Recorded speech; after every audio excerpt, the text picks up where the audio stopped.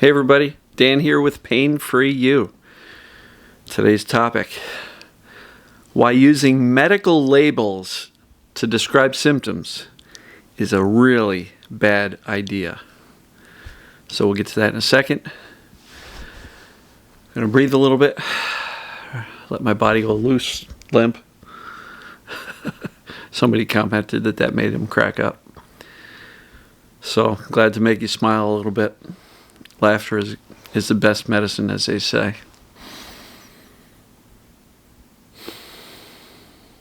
Breathe in something good. Exhale the bad. So,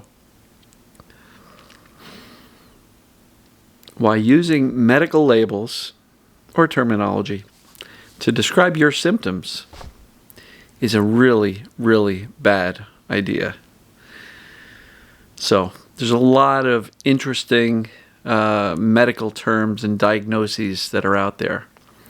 You know, herniated disc, bulging disc, rotator cuff tear, meniscus tear, all sorts of things, osteoarthritis, and some more scary ones, things like interstitial cystitis, pudendal neuralgia, trigeminal neuralgia. These things are kind of scary. Cervical dystonia, all sorts of stuff, right?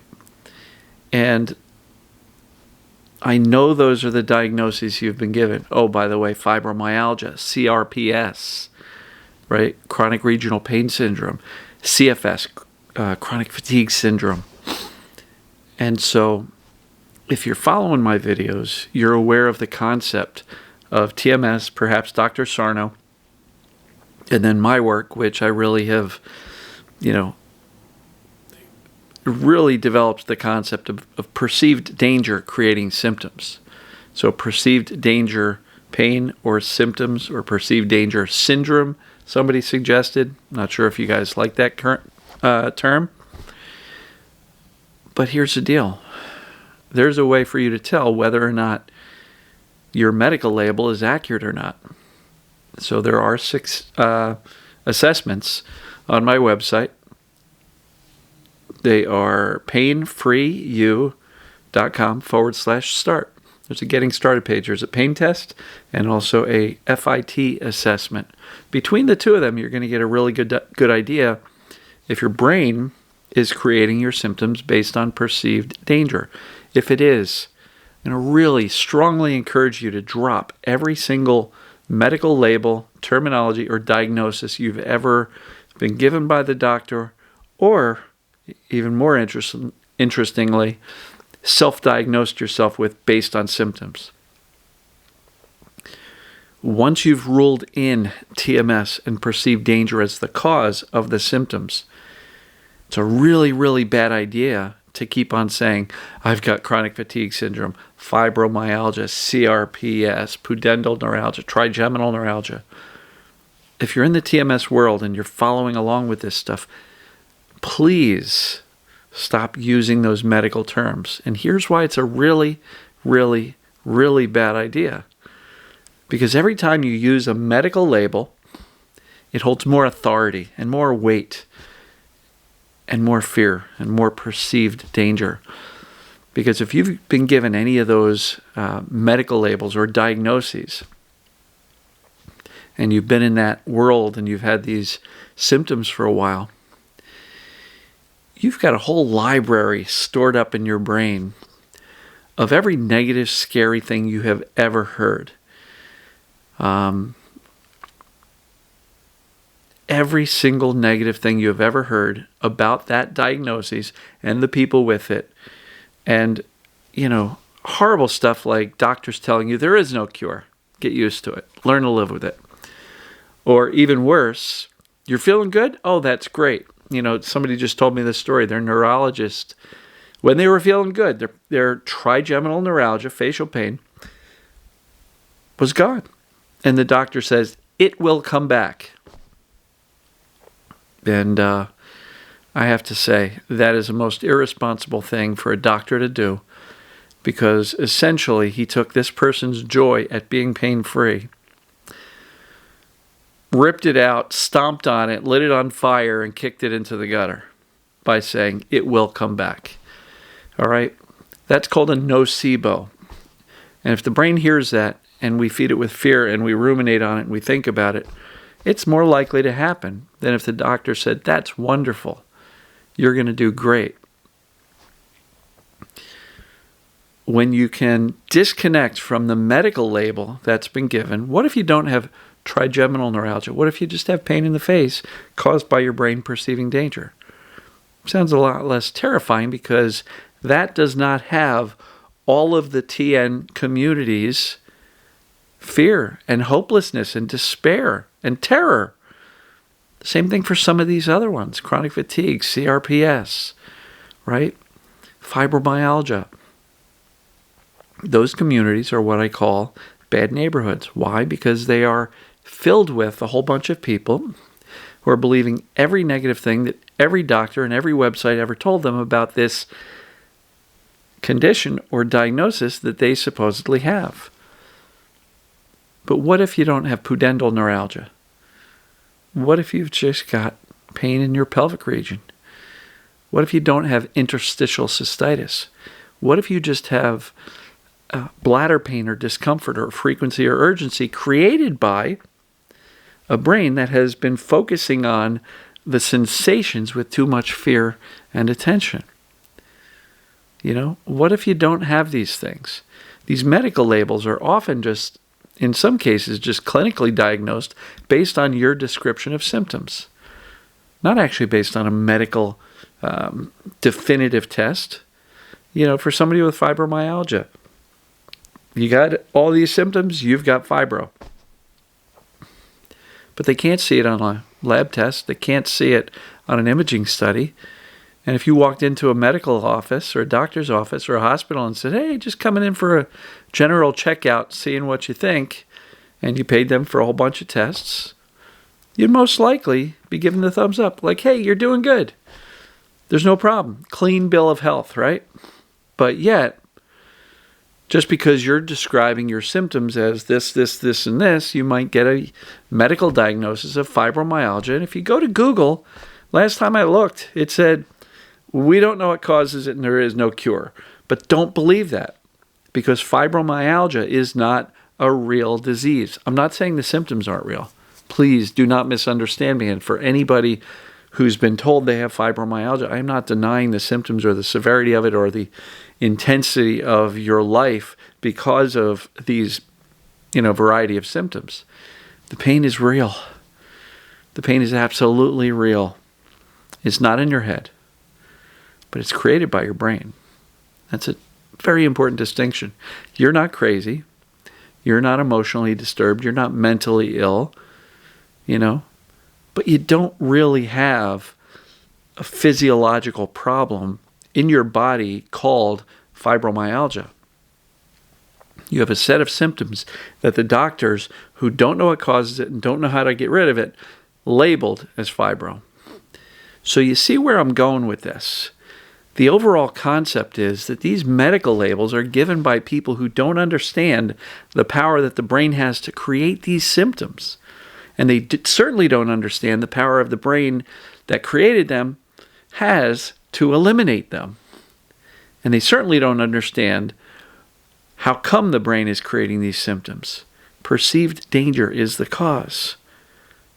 It's the cause. And so if we teach the brain we're safe emotionally, physically, and mentally, the brain's going to dial this stuff down.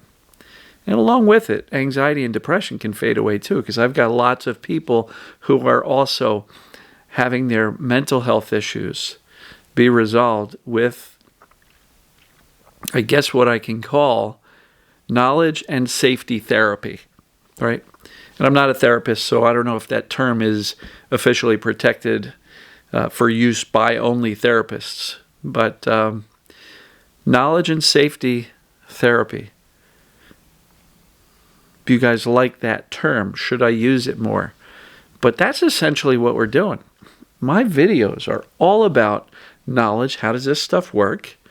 And then safety. How do we create a feeling of safety? Safety in the conscious brain first, and then have the conscious brain push it down into the subconscious. That's what we're talking about here, folks. And it's really not as complicated as we think. But I will tell you, flat out, if you're on the Facebook groups and you're interacting and commenting, and you're saying, well, it's really tough when you have CRPS or chronic fatigue syndrome or fibro or, chronic persistent headaches or migraines or whatever it may be. If you're still using those medical terms, your brain automatically links up those terms to all of the bad stuff you've ever heard about those terms, conditions, diagnoses, and the prognosis of anybody who's been given that label. So I'm going to really encourage you, if you've been given any of these scary labels, drop them. Confirm TMS, confirm this thing called perceived danger pain. Go to painfreeyou.com/start. Do the pain test if you've got pain. Do the FIT assessment if you've got pain or other symptoms. And even if you've got other symptoms, you can just substitute the word pain in the pain test for whatever symptom you've got. So drop the medical labels. I've done a few videos on this a while ago. I haven't done one in about a year. But it really, really bears repeating because so many people are still walking around saying, I've got this, I've got that diagnosis, I'm this, I'm that, I'm in this community.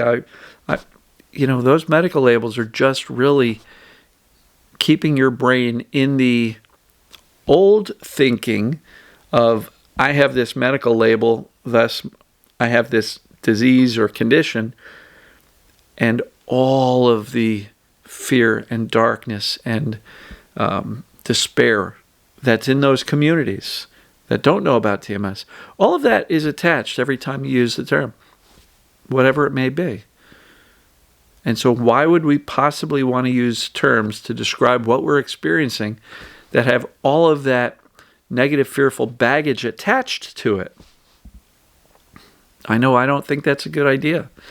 And I hope I'm impressing upon you, that it's not really something you want to continue to do. It's really not. So what do you do instead? Well, you can say, I've got TMS or perceived danger pain in multiple places in my body. Period. End of story. You don't have to say I was diagnosed with fibromyalgia. You don't have to say I was diagnosed with chronic fatigue syndrome or CRPS. You don't have to use those medical labels. You can literally just say, I've got perceived danger pain in my face. Don't attach yourself to that community that's got no hope and is full of despair and, doctors that are walking around saying, it's coming back. I'm sorry, doctor. How dare you? If you're a medical doctor and you've ever told a client or a medical patient, if you've ever told a patient who's feeling well, oh, don't worry, it's coming back, shame on you.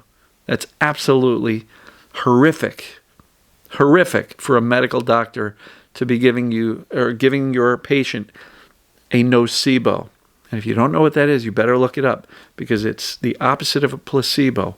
And the nocebo is extremely, extremely powerful. If you tell your patients that, they can't get better, many of them carry that one statement around from you authority figures for years or decades. So, just because you, doctor, don't know how to help your patient, please don't tell them that there is no hope. If anything, just say, it's out of my wheelhouse. I don't see a reason for the pain. Therefore, I can't really help cure you, but I'm sure there is a solution for you out there. That's accurate because there is a solution to all this stuff. So, I'm getting off on a little rant here, getting a little bit charged up by some of these stories I hear of some of the horrible things these doctors are telling people. If your doctor has told you those things, confirmed TMS or perceived danger pain as the cause, then literally throw that crap out. Every time your brain goes back towards, well, but my doctor said, say, shh, the doctor's wrong. I know what's going on. My brain is perceiving danger. The solution is teaching my brain I'm safe, physically, emotionally, mentally. I do that through all the various concepts that I teach on a daily basis. You can get well. And dropping the medical labels that you've been given or self-diagnosed yourself with is really an important step in doing that. So comment below. Have you been using your medical labels frequently? And how does it make you feel when you say, I've got this, I've got this, I've got this? Does it make you feel better? Maybe it makes you feel validated because now you've got a diagnosis from the doctor that you can use to tell your family, see, I've got a real problem. But it's not going to move you closer towards getting better.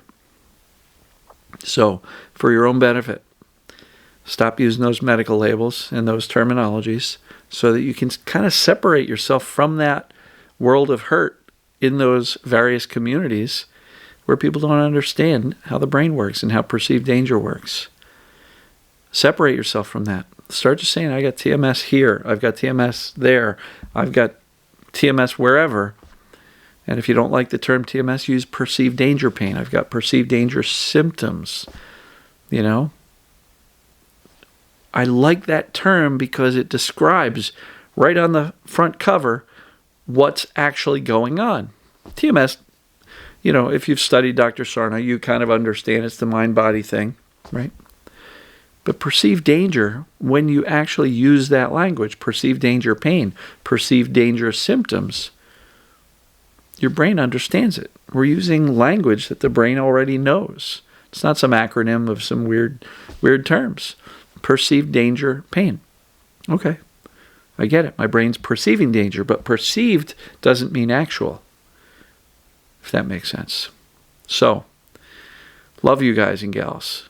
Really just trying to implore you to confirm TMS, perceived danger pain, as the cause, the only one, and then throw out all of those medical diagnoses that are just labels that the medical establishment gives you based on a set of symptoms. But those labels are not curative. They actually keep you in fear.